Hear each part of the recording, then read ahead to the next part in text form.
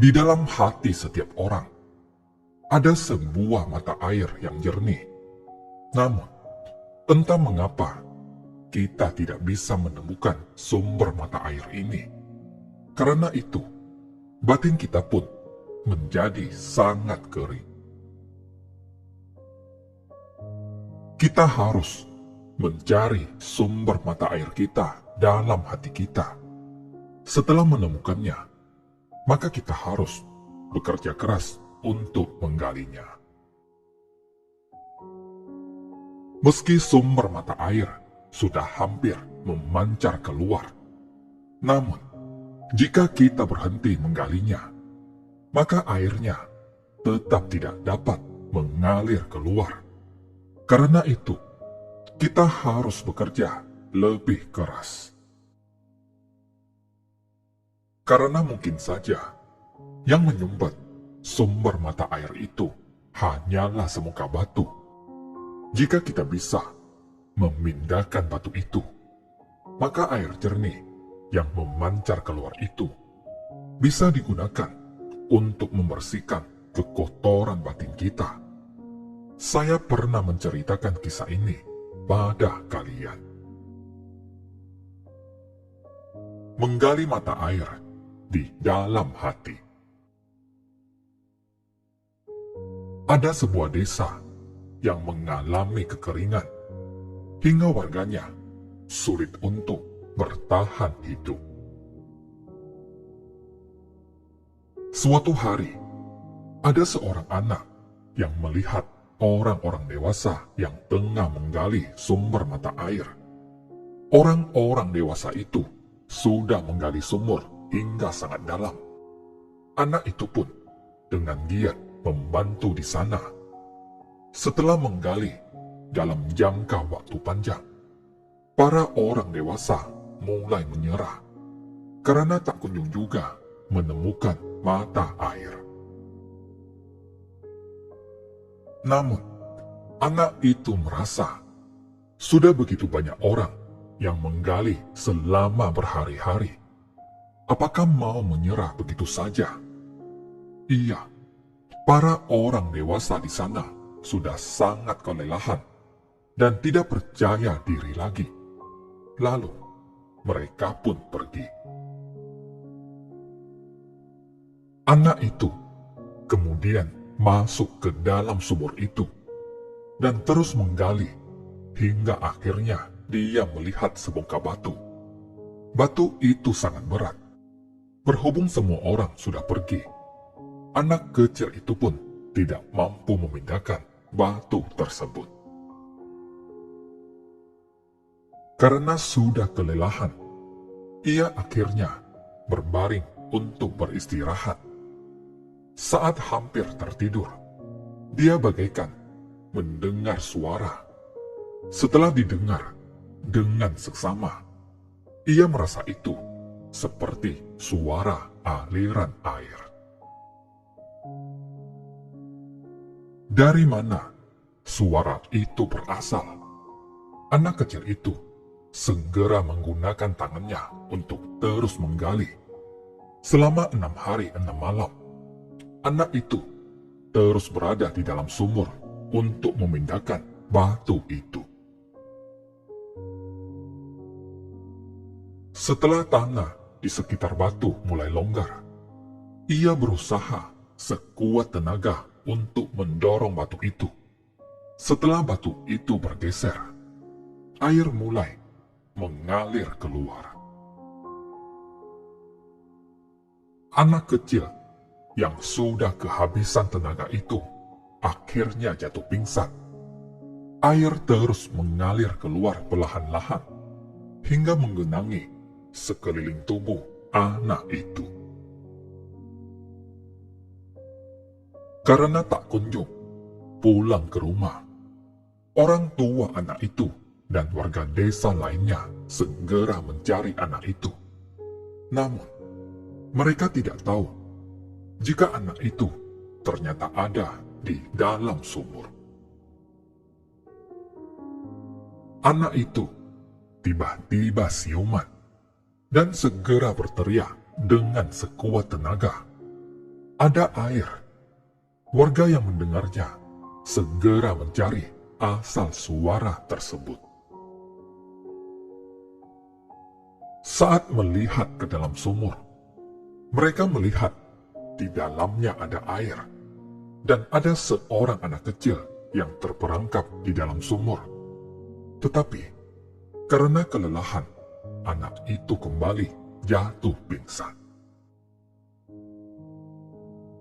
Mereka segera menyelamatkan anak itu dari dalam sumur. Mereka menyadari bahwa anak itu menghabiskan waktu selama 6 hari di dalam sumur untuk memindahkan batu itu, sehingga mata air bisa memancar keluar. Dia telah menyelamatkan seluruh warga desa itu. Ini hanyalah sebuah cerita. Setiap orang pasti ingin menggali sumber mata air di dalam hatinya. Saat sudah hampir menemukannya, mereka justru kehilangan kepercayaan diri dan pergi meninggalkan tempat itu. Namun, anak kecil itu memiliki tekad yang teguh. Meski semua orang dewasa sudah menyerah, tetapi anak itu tetap berusaha. Lihatlah, akhirnya ia berhasil membuka sumber mata air. Kita harus meneladani semangat anak itu. Kita harus bersungguh hati. Jika bersungguh-sungguh, maka kita pasti bisa mendengar sumber mata air di dalam hati. Karena itu, kita harus memiliki keyakinan. Kita kehilangan keyakinan karena tidak menggunakan cara yang tepat. Dengan cara yang tepat, keyakinan benar, dan ditambah dengan kerja keras, maka kita akan bisa mendengar sumber mata air di dalam hati kita. Jika kita terus bersungguh-sungguh, pasti mata air di dalam hati kita juga akan memancar keluar. Pancaran mata air yang jernih bisa membersihkan kekotoran batin kita. Batin kita bagaikan sebidang cermin. Ia harus diseka dan dibersihkan. Cermin batin kita harus terus diseka hingga sangat bersih, agar ia dapat memantulkan segala sesuatu di alam semesta dengan sangat jelas. Karena itu, kita harus bekerja keras untuk menggali sumber mata air. Ini sama seperti kita harus giat menjaga kebersihan cermin batin kita. Jika tidak, kita akan terbelenggu noda batin. Sesungguhnya, noda batin timbul dari diri kita sendiri. Kita sendirilah yang merintangi kehidupan kita. Kita sendiri yang menciptakan masalah dalam hubungan antar sesama. Dan kita sendiri yang menutup batin kita. Kita juga kerap merintangi diri untuk mendalami ajaran kebajikan. Karena itu, tanpa disadari, kita terus mengakumulasi noda batin.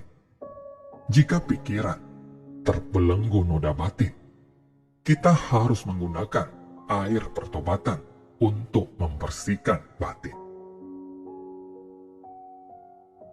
Kita harus bekerja keras untuk melenyapkan noda batin. Ini sama seperti anak yang memindahkan batu tadi. Setelah batunya digeser, mata air jernih pun bisa memancar keluar. Setelah dibersihkan, maka hati kita akan sangat lapang dan murni. sehingga tidak akan lagi mudah tercemar dan terjerat oleh segala masalah. Kita harus memiliki hati yang murni, seperti anak yang berhasil memindahkan batu itu. Saya sering mengulas tentang pentingnya menyucikan hati manusia. Untuk itu, dibutuhkan pancaran mata air yang jernih untuk membersihkan kekotoran batin. Setelah kekotoran batin dibersihkan, maka secara alami, cermin batin kita akan menjadi sangat bersih, sehingga bisa memantulkan segala sesuatu tanpa halangan. Setelah batu yang menyumbat itu dipindahkan, maka mata air yang jernih akan memancar keluar untuk membersihkan kekotoran batin, sehingga cermin batin kita menjadi cemerlang dan bebas dari kekotoran batin. Terima kasih, semoga bermanfaat.